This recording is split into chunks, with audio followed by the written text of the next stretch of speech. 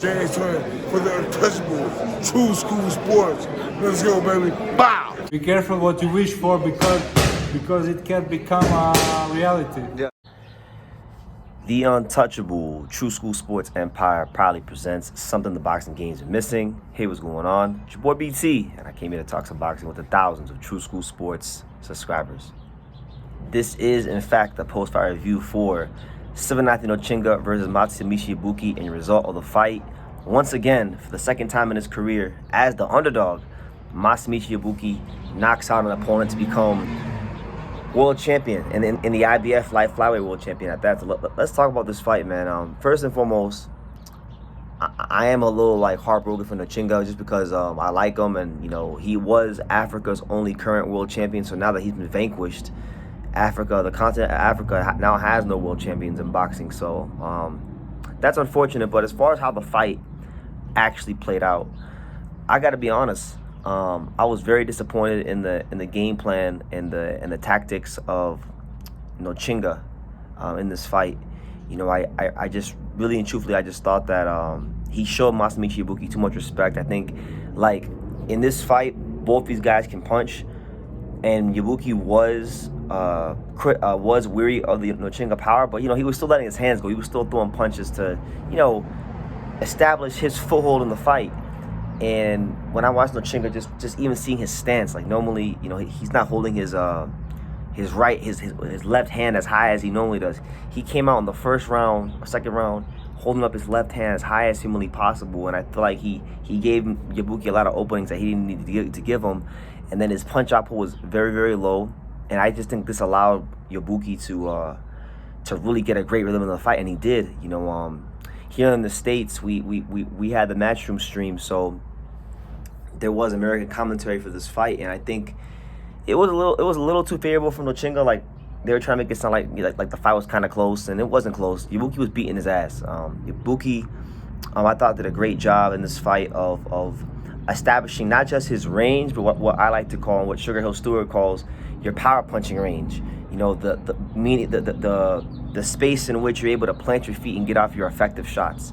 He figured that out very, very early, and it allowed him to land, hooks to the body. It allowed him to land, right hands to the head, and Nontshinga couldn't even get into rhythm in the fight at all. So it just became as I was watching it, I'm not really paying attention to the commentary. The commentary is kind of biased, but as I'm watching the fight, it just looked like round by round, it was like death by 1,000 blows. Every round, Yabuki's just going to the body. He's coming to the head. Sometimes he's throwing the overhand right to the head. And it was only a matter of time. I'm watching the fight. I'm thinking to myself, it's only a matter of time before he breaks Nontshinga down and folds him. Because when you're talking about a guy like Masamichi Yabuki, you're talking about a fighter that's very well experienced. Remember, this is a guy that in his developmental years, in his early years as a fighter, as a pro, he fought Junzo Nakatani. He fought Seigo Yuriokuri, two of the current champions at 118. He's fought Kenshiro twice, and so he's not going to be phased by anything Nontshinga can bring to the table as far as experience. Nontshinga was going to have to really show what he could do. And Yabuki is also one of the physically most strong, probably the strongest 108-pounder in the world. He's not a guy you can sit there and allow to march forward and plant his feet and land big punches on you, and that's exactly what Nontshinga in his corner did. So we got to the 8th round, and that's when Yabuki really scores his first big body shot, and you saw Nontshinga kind of take his arm and dip it a little low. He felt the body shot, so his arm started dipping because he was worried of the punching power of the body. And then there was a knockdown towards the latter part of that 8th round. Yabuki started to double and triple up on the chopping right hand to the head. He got Nontshinga to turn his head and ultimately go to the canvas. That was the first knockdown. And then in round 9, I mean, at that point, Nontshinga is just trying to survive. He's getting battered all around the ring. Yabuki's hitting him down the middle with right hands, to the stomach with right hands, and he eventually winds up stopping him in the 9th round. So once again, for the second time in his career, Yabuki is the IBF light flyweight champion. He's probably one of the only fighters in boxing that I can think of now, as of now that with this win, he's one of the only fighters in boxing that's actually won the world title twice as an underdog. When he beat Kenshiro for the belt for the title the first time, he was like a plus 1100 underdog. He was an 11-1 underdog against Kenshiro in that first fight. And then this one, he wasn't quite that much of an underdog. He was only a 2-1 underdog, but an underdog nonetheless. So Yabuki, he's kind of now, I think in my mind, with this win, he's thrusted himself into, you know, now this we're talking about Japanese boxing being in the golden age. Add his name to the list of guys that have really contributed to that, because this is a guy that, you know, he doesn't have like the most promotion behind him. You know, he's coming to, you know, he's come up the hard way against top competition, and he's found the way at 32 years old, and at an age in this weight class where fighters are ancient, he's found a way to prevail. So really excited to see what happens for him. You know, right now this division is in flux, because, you know, you've had Kenshiro move up, you've had Jonathan Gonzalez move up, right? So belts have become vacant. This is the only belt that was occupied by Nontshinga, so he wins this title. None of the other guys, none of the other belts have been occupied, so we can't even talk about who we can fight in unification yet. So right now, the most likely fight for Yabuki next would probably be against the Filipino, the #1 contender, which is Christian Araneta, who is also, you could also say, is one of the biggest punchers in this weight class. But Araneta, and this just goes to show you, triangle theories don't work, because Araneta lost to Sivenathi Nontshinga in Nonchinga's 10th pro fight by decision. And, you know, Araneta is going to have a chance to kind of break the triangle theory, you know, he's in fight Yabuki. And I think right there, that fight right there, you know, you got Japan versus Philippines, which is always a big rivalry in these weight classes.